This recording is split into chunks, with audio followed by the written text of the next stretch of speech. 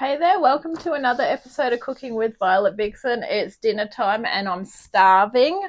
We are making carbonara. Easy. Here's what we need. It serves four. Now, once again, as per last episode, if you cook more pasta, you'll make more servings. However, I was starving, so I've just had a little bit of pasta. So it'll probably still serve four, but come on in and I'll show you what we need. So first up, we needed a pot of salted water boiling so that we could cook the pasta. I've already cooked the pasta, so that's sort of keeping it warm. You will also need a frying pan. Spray it lightly. If you've got a non-stick one, don't use olive oil. I've used olive oil because stuck bacon is shit, especially to clean up. So we also need 200 grams of bacon diced up. Yum. 3 eggs. 300 mils of thick cream. If you buy 300 mils, you don't have to measure it. Too easy. 2 garlic cloves crushed. I haven't crushed them yet, but we're ready to roll with that. 2 tablespoons of chopped chives. I'm going to chop those up and measure them when we need them. You can add some black pepper if desired. And then the 375 grams of dried fettuccine cooked. There's 500 grams in a packet. I just cooked a lot. So yeah, it's really quick and easy. So first step is crank up the heat on the frying pan. So I've just taken the pasta off not too long ago. So I'm going to put the frying pan straight on there. Chuck in the bacon and let's go. Popping that one back on. Just got to get my stirring stick. There was a little bit of condensation on there, so it's making a noise. Of course it is. All right. So we need a stirring stick. I'll get my favourite one that I like to use. So we just basically want the bacon cooked. Now, in the meantime, in a jug, we are going to grab a whisk and we're going to whip up the eggs and the cream. So let's go do that now and then we can slice up the chives. So while you're cooking, just keep watching the bacon with the eyes in the back of your head. If you don't have eyes in the back of your head, then just keep turning around very, very often because I've got that on very high heat. And it being bacon, it will spit and carry on. All right, so into here we are adding the cream. Can't really let that run into there, so what I might do is stand it upside down in the cup that the eggs are going into. So once our bacon's done, we are going to reduce heat, whisk eggs with cream and add to the bacon. Stir constantly until almost set but still creamy. Add the garlic chives and some black pepper if desired, and I do like black pepper, so I'm not getting out of that one. So we're going to get the garlic ready to go. You can use big cloves of garlic. I'm nearly out of garlic, so that's why those are small. I'm not garlic phobic or anything because I did use quite a bit of garlic in the last recipe. Okay, see, so I've just saved the rest of that cream. So when I do the eggs, I like to do them one at a time into a cup. That way I can make sure that I don't get any bad eggs or any shell. All right, so crack the first one in. Make sure it's all good. I'm just going to go and give the bacon a stir. So this is what I mean by A, multitasking, and B, cooking with the eyes in the back of your head. Looking with the eyes in the back of your head, I should say. We're not cooking with them. First one in. Let's crack the second one in.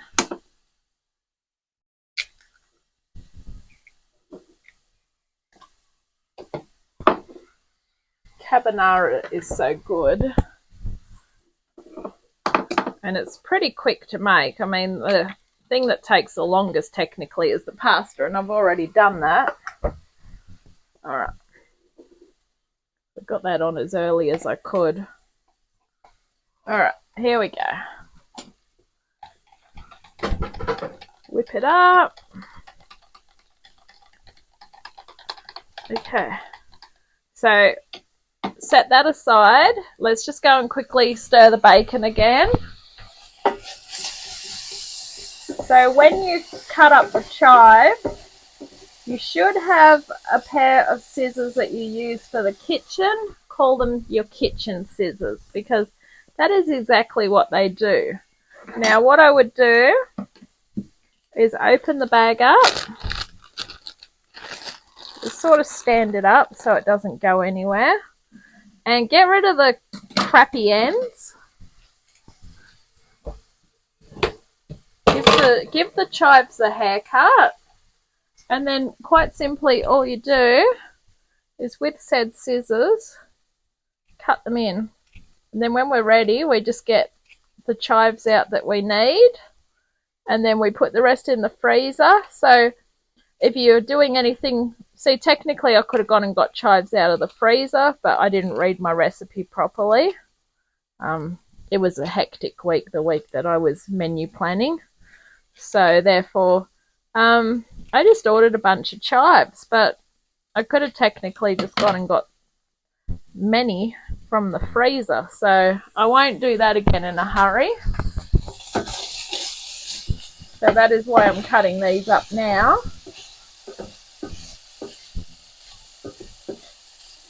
And I will make sure that I don't buy any more chives unnecessarily. So I really only buy herbs if I need to have them fresh.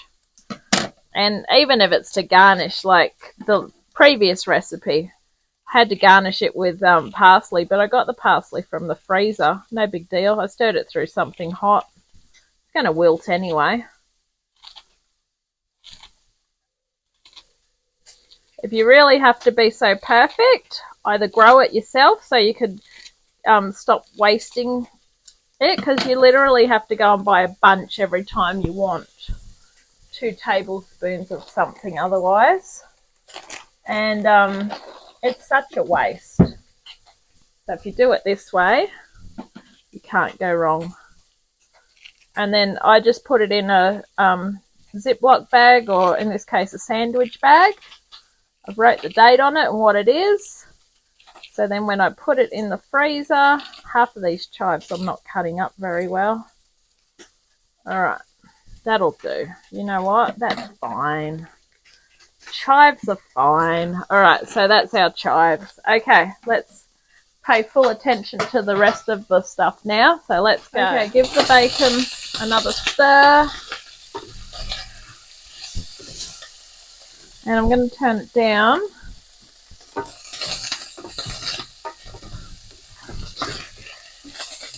We want it to sort of be crispy.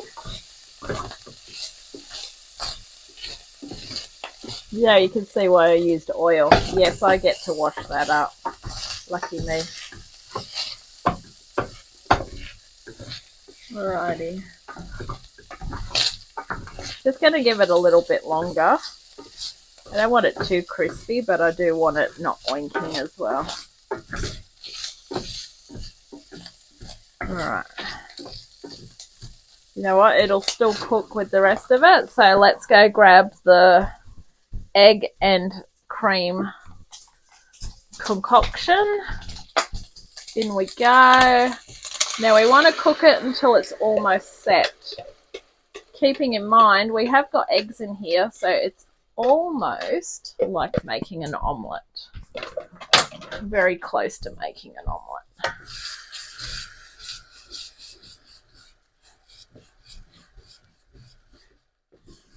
Alright, give it a stir. We don't want to really leave it because we don't want it to set. It's supposed to be a sauce, not an omelette. Looks so much like an omelette.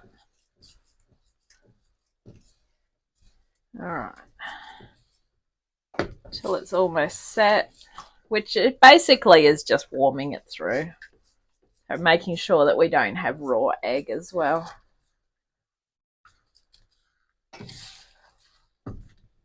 see it's just starting to set there. So I'm going to lift it off the heat while I go and grab some black pepper.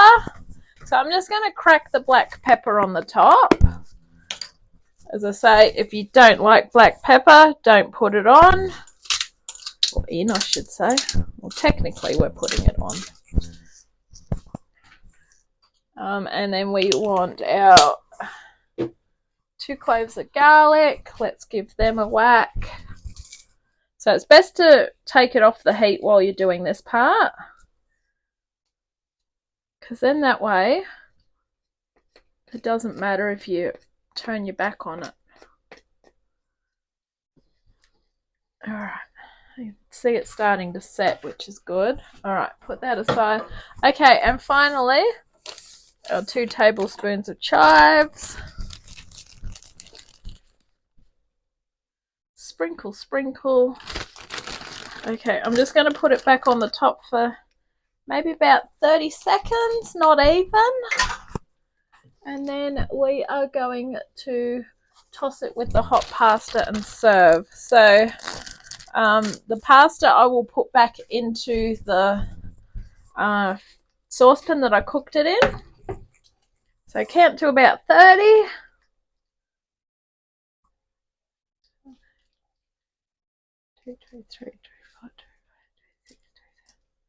Alright, that's 30. Let's go.